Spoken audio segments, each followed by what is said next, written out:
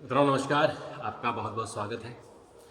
मित्रों, सबसे पहली खबर मैं आपको ओपीएस का इंतज़ार कर रहे सेंट्रल गवर्नमेंट के एम्प्लॉयज़ को एक खबर दे दूं कि आंध्र प्रदेश सरकार ने एक ऑर्डिनेंस जारी कर दिया है और उसमें कहा गया है कि जो एनपीएस है यानी नेशनल पेंशन स्कीम में उसमें 50% पेंशन देने की गारंटी होगी। यानी जो पुरानी पेंशन स्कीम में भी आपको 50% की गारंटी मिलती है और अब जो 1 सितंबर 2004 के बाद भर्ती हुए हैं सेंट्रल गवर्नमेंट में उनको भी 50% पेंशन मिलेगा, लेकिन ये केवल आंध्र प्रदेश में होगा।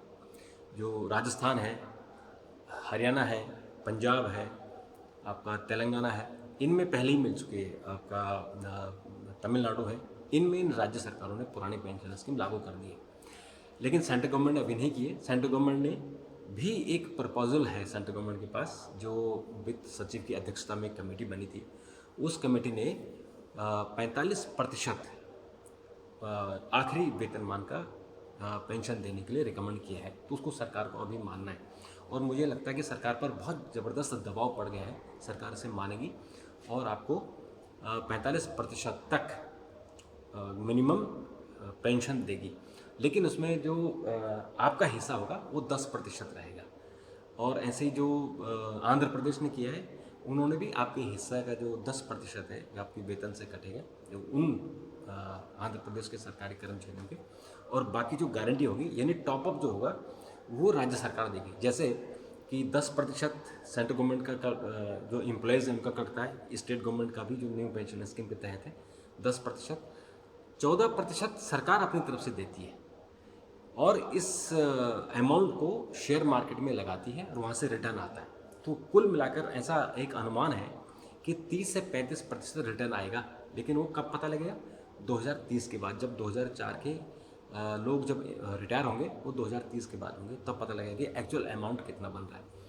लेकिन अब आंध्र प्रदेश ने ऑर्डिनेंस इशू कर दिया और उन्होंने कहा कि कोई भी अमाउंट बने, यानी 10% आपका, 14% आंध्र प्रदेश सरकार का, और जो मार्केट रेट से जो भी शेयर मार्केट से रिटर्न आएगा वो और मान लिया जाए कि वो अमाउंट 35% बनता है, तो 15% टॉपअप आंध्र प्रदेश सरकार करेगी, यानी आपको 50% ही मिलेगा। तो उसमें सरकार का क्या बेनिफिट है कि पुरानी पेंशन स्कीम में 50% यानी 100% आपको सरकारें देती थी और इसलिए सारा जो आर्थिक बोझ था वो सरकारों पर पड़ता था। तो अभी जो ये नई स्कीम आई, जो न्यू पेंशन स्कीम है, नेशनल पेंशन स्कीम एनपीएस, इसमें क्या है कि 10% आप देते हैं, 14% सरकार देती है और फिर मार्केट का शेयर होता है, जो प्रॉफिट आता है वो होता है। तो सरकार को बेसिकली 14% का बोझ पड़ा। अगर अभी सरकार, जैसे आंध्र प्रदेश ने कहा है कि हम टॉपअप करेंगे, यानी सपोज कि 10% या 15% सरकार को टॉपअप करना पड़े, तो भी उसका हिस्सा 14 प्लस 15 लगा लो आप, तो करीबन 28-29%, 30% तक होगा मैक्सिमम। मुझे लगता है 30% तक होगा। तो जो 100% दे रहे थे उनको 30% ही देना पड़ा। तो राज्य सरकारों को भी इसका बेनिफिट मिलेगा, सेंट्रल गवर्नमेंट को भी बेनिफिट मिलेगा। कल प्रियंका गांधी राजस्थान में थी और उन्होंने वहाँ इसी इशू पर एक बड़ा भाषण दिया और उन्होंने कहा कि जब केंद्र की सरकारें ओपीएस दे सकती है तो सेंट्रल गवर्नमेंट क्यों नहीं दे सकती है। और उन्होंने ये भी आरोप लगाया कि सेंट्रल गवर्नमेंट तमाम तरह के खर्चे कर रही है, तमाम जगह जगह बिल्डिंगें बन रही, तो ओपीएस देने में क्या प्रॉब्लम है। और उन्होंने फिर वायदा किया कि हम राजस्थान में तो ऑलरेडी इम्प्लीमेंट है, लेकिन मध्य प्रदेश में भी उसे लागू करेंगे, छत्तीसगढ़ में ऑलरेडी है, वो तमिलनाडु तेलंगाना में चुनाव है वहाँ भी ऑलरेडी है। तो कांग्रेस जहाँ जहाँ चुनाव लड़ रही है वहाँ वहाँ वायदे कर रही है।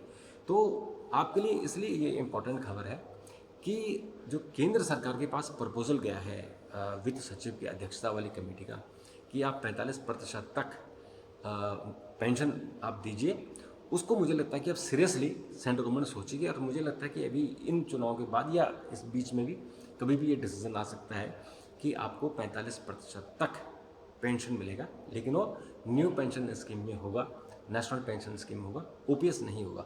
ओपीएस के जैसा होगा, यानी ओपीएस में जो आपको बेनिफिट क्या मिलता है कि ग्रेजुटी भी मिलती है, आपको 50% पेंशन मिलती है, प्लस डीए भी मिलता है। जैसे जब जब डीए बढ़ता है तो आपको डीए भी मिलता है, यानी 50% तो आपको जो बेसिक पे है, आपका लास्ट बेसिक पे, उस बेसिक पे का 50% और उसके ऊपर आपको जो हर 6 महीने में डीए बढ़ता है। जैसे अभी डीए बढ़ के 46% हो गया, अभी जो पिछले हफ्ते सरकार ने डीए बढ़ाया था। तो आपको 46% यानी 50% का जो अमाउंट है उस पर 46% और मिलेगा। तो वो आपको हर 6 महीने में उस पर बढ़ोतरी होती रहती है। लेकिन नेशनल पेंशन स्कीम में ऐसा नहीं है।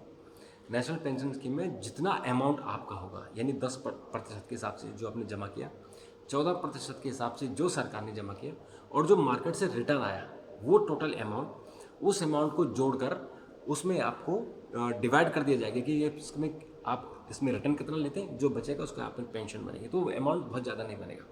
आंध्र प्रदेश ने क्या इसमें किया कि आपका जो भी अमाउंट बने, मान लीजिए सपोज कि 40% बना, मान लीजिए 30% बना, तो 20% आपको आंध्र प्रदेश सरकार देगी। और अगर कोई जैसे 4th ग्रेड कर्मचारी है, उनकी तो बहुत मिनिमम तनख्वाह बनेगी बेचारों की, जैसे 2,000-3,000 रुपये पेंशन बनेगी। जैसे कि ईपीएस में होता है, जैसे जो कर्मचारी भविष्य निधि है ईपीएफओ, उसमें होता है, उसमें 1,000, 1,500, 500 रुपये पेंशन मिलती है। हालांकि अभी सरकार ने कुछ इसमें अमेंड किया है कि मिनिमम 5,000 रुपये होगी, कुछ राज्यों ने कर दिया है। तो ईपीएफओ का भी 5,000 रुपये मिनिमम होगा। यहाँ आंध्र प्रदेश ने क्या किया है कि 10,000 मिनिमम गारंटी होगी। आप पीएन हैं, आप एमटीएस हैं, तो आपकी जो पेंशन होगी मिनिमम, वो आपकी 10,000 मिनिमम होगी। और उसके ऊपर जो फिर जैसे आपके ग्रेड बढ़ते जाएंगे और आप सेक्रेटरी लेवल पर भी हैं, तो आपको 50% आपको मिलेगी। लेकिन उसमें डीए नहीं मिलेगा, क्योंकि डीए का प्रोविज़न नेशनल पेंशन स्कीम में नहीं है। डीए का जो प्रोविज़न है वो ओपीएस में है, जो ओपीएस सरकार ने 2004 में डीलिंक कर दिया था, ख़त्म कर दिया था। तो अभी सरकार पर अब दबाव आ गया है, मोदी सरकार पर, कि अब आप कर्मचारियों को पेंशन या तो ओपीएस दीजिए या एनपीएस को भी ओपीएस जैसा बनाइए। और जो प्रपोजल है सरकार के पास वो यही है कि उसको ओपीएस जैसा बना दो, यानी मिनिमम गारंटी आप दे दो। तो सेंट्रल गवर्नमेंट सोच रही है कि 45% तक, और आंध्र प्रदेश ने कर दिया 50% तक। और जो कांग्रेस शासित राज्य हैं उनमें ओपीएस लागू हो गया है। हालांकि उनकी आर्थिक स्थिति बड़ी खराब हुई है, क्योंकि राज्यों की जो अपनी इनकम जनरेशन तो है नहीं, तो इनकम जनरेट करना है। और उसमें एक और प्रॉब्लम आ रही है कि एनपीएस के तहत जिन कर्मचारियों ने ऑलरेडी अब तक, यानी 2004 से और 2020 तक, 22 तक, या जो अभी इन्होंने लागू किए हैं, बेसिकली अभी 2000, जैसे हिमाचल में तो पिछले साल ही हुआ है, 2022 में हुआ है, उससे पहले छत्तीसगढ़ में, मध्य प्रदेश में हुआ, या छत्तीसगढ़ में, राजस्थान में हुआ है, और आम आदमी पार्टी ने पंजाब में किया है। तो 2000 के आसपास ये लागू हुए हैं। तो 2004 से 2020 के बीच जो पिछले 16 सालों में आप लोगों ने एनपीएस में जो पैसा दिया 10% के हिसाब से, वो सेंट्रल गवर्नमेंट के पास है। तो राज्य सरकारें कह रही हैं कि आप उस पैसे को राज्य सरकार को शिफ्ट कराइए, ट्रांसफ़र कराइए, तो हम उसको कैलकुलेट करेंगे ओपीएस में।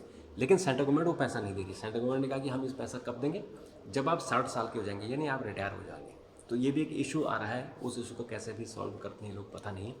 पर जो भी हो, ओपीएस के लिए आपके लिए खुशखबरी है कि ओपीएस जैसा अब एनपीएस होने वाला है।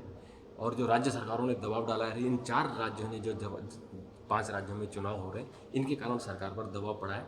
और निश्चित तौर पर होना है, क्योंकि 2024 का चुनाव प्रधानमंत्री नरेंद्र मोदी को हर हाल में जीतना है, चाहे कुछ भी हो, उनको ये जीतना ही जीतना है। तो मित्रों, अभी के लिए इतना। फिर जैसे इसमें और डेवलपमेंट होता है फिर मैं आपसे बात करता हूँ। तब तक के लिए नमस्कार, थैंक यू, धन्यवाद।